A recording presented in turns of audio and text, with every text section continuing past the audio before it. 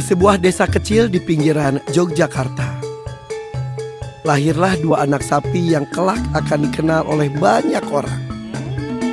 Mereka bukan sapi biasa.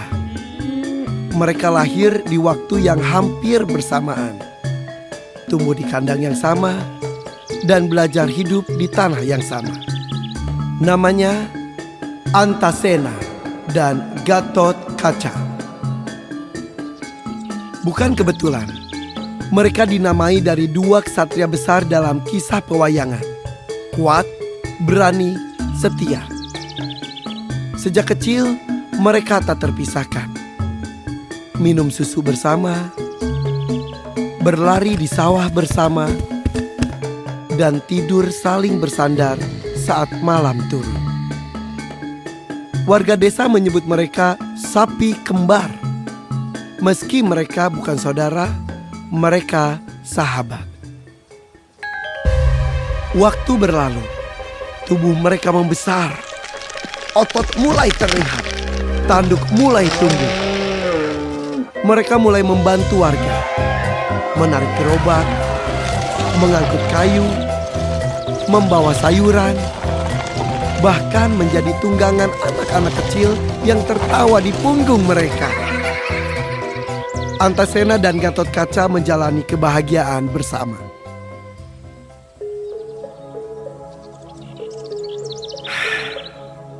Namun, kehidupan tak selamanya seindah masa kecil.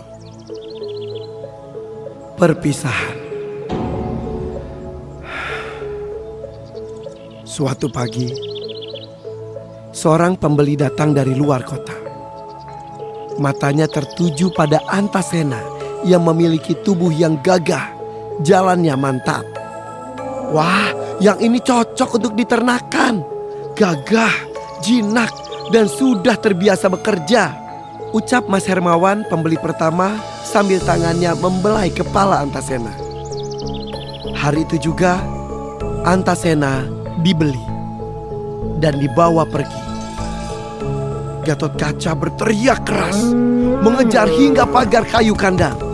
Tetapi ia tak bisa melewatinya. Gatot Kaca terus berteriak memanggil dengan suara parau. Kepalanya berkali-kali dibenturkan ke pagar kandang. Jangan bawa Antasena, jangan pisahkan kami. Itu perasaan yang ingin ia utarakan. Namun apa daya, ia tak bisa berbuat banyak. Hanya mampu menatap debu yang ditinggalkan roda truk, membawa Antasena pergi jauh, membawa kenangan kebahagiaan dua sahabat. Yang ditinggalkan hanya kesedihan dan luka dalam bagi Gatot Kaca yang tertunduk lemas. Dua sahabat terpisahkan. Sejak hari itu, Gatot Kaca berubah.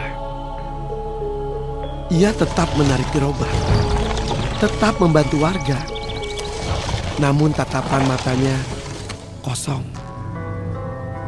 Lalu tubuhnya melemah, demam tinggi, nafas pendek.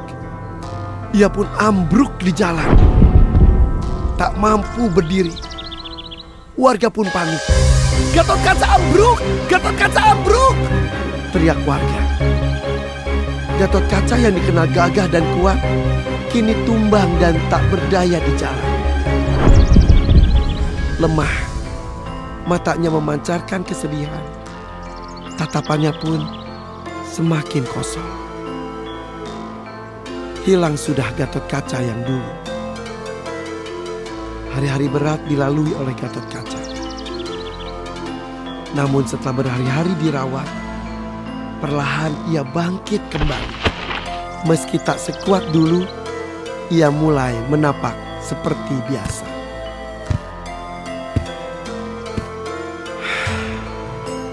Takdir yang menanti.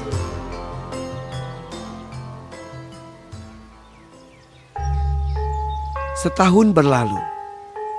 Hari Raya Kurban semakin dekat. Gatot Kaca yang telah sembuh dibeli oleh seorang dermawan untuk dijadikan hewan kurban. Warga sempat terkejut mengingat kondisinya yang pernah kritis. Tapi si pembeli berkata, "Oh, justru karena dia telah melewati sakit, saya percaya dia kuat dan sudah bisa untuk dikurbankan, insya Allah."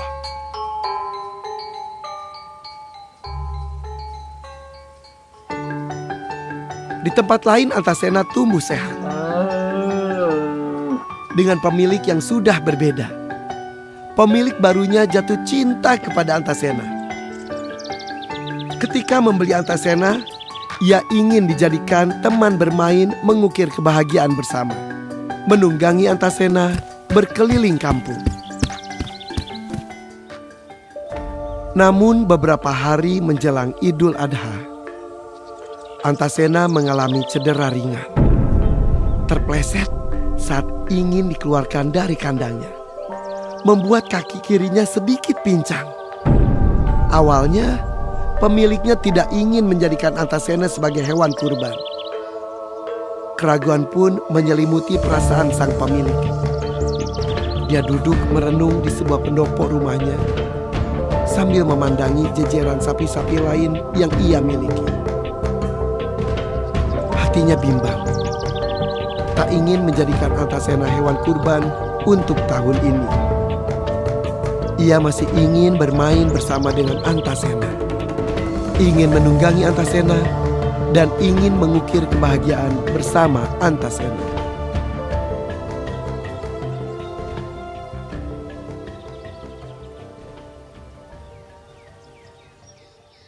Akhirnya di malam takbiran, keputusan berat pun diambil. Antasena, saya putuskan ikut dikurbankan juga. Hati kecil sang pemilik berkata sedih. Ia ingin bersama Antasena untuk beberapa saat. Namun dorongan untuk menjadikan Antasena sebagai hewan kurban juga cukup besar. Dia masih gagah, hanya sedikit pincang.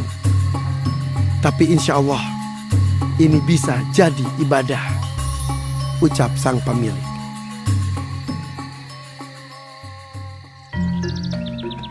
Anehnya pada pagi hari, bertepatan dengan hari raya Idul Adha, hari di mana Antasena akan dikurbankan, pincangnya menghilang. Antasena melangkah normal, seolah tahu ia akan menjalani takbir terakhirnya. Di sisi lain, sang pemilik Antasena yang dikenal penyayang binatang ini mendapatkan amanah dari temannya yang ingin menitipkan hewan kurbannya untuk dipotong di tempatnya.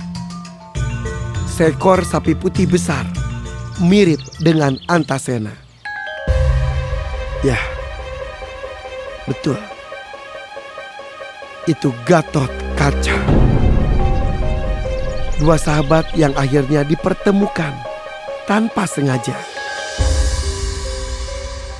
dan di luar kendali manusia.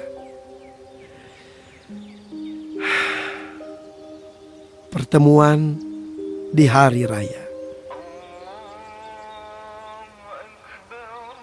Ketika keduanya tiba di tempat penyembelihan, Antasena dan Gatot Kaca bertemu kembali. Mereka ditempatkan di kandang yang bersebelahan. Saat mata mereka saling bertemu, tak ada suara. Hanya pandangan panjang penuh kehangatan. Mereka saling mencium leher, menyentuhkan kepala, seperti tak ada waktu yang terlewat. Warga sekitar melihatnya dengan takjub. Loh, ini sapi-sapi yang dulu pernah bareng waktu kecil itu ya? Guna Mas Hermawan, pembeli pertama yang membeli Antasena dari Jogja, yang memang mengenal mereka berdua. Masya Allah, mereka ketemu lagi di hari pengorbanan. Tak ada tangisan dari Antasena dan Gatot Kaca. Hanya ketenangan. seolah mereka tahu ini bukan akhir yang menyedihkan, tapi pertemuan suci di hari paling mulia. Penyembelihan pun dimulai. Mereka sudah dimuliakan. Saat proses penyembelihan selesai, darah keduanya mengalir di tanah yang sama. Dua sahabat yang dipisahkan oleh waktu dan jarak kini dipertemukan kembali dalam satu tujuan, menjadi bagian dari pengabdian dan cinta. Mereka tak lagi sekedar sapi. Mereka adalah simbol dari kesetiaan, perjuangan, dan pengorbanan. Persahabatan sejati tidak butuh janji, tidak butuh kata. Ia hidup dalam kenangan, dalam pengorbanan, dan dalam keikhlasan. Persahabatan sejati tidak diukur dari berapa lama bersama, tapi dari bagaimana mereka tetap satu hati, bahkan hingga napas terakhir. Dan pada pagi itu, di sebuah kandang, dua sahabat bernama Antasena dan Gatotkaca menunjukkan kepada dunia bahwa cinta dan persahabatan bisa tetap hidup, bahkan dalam pengorbanan.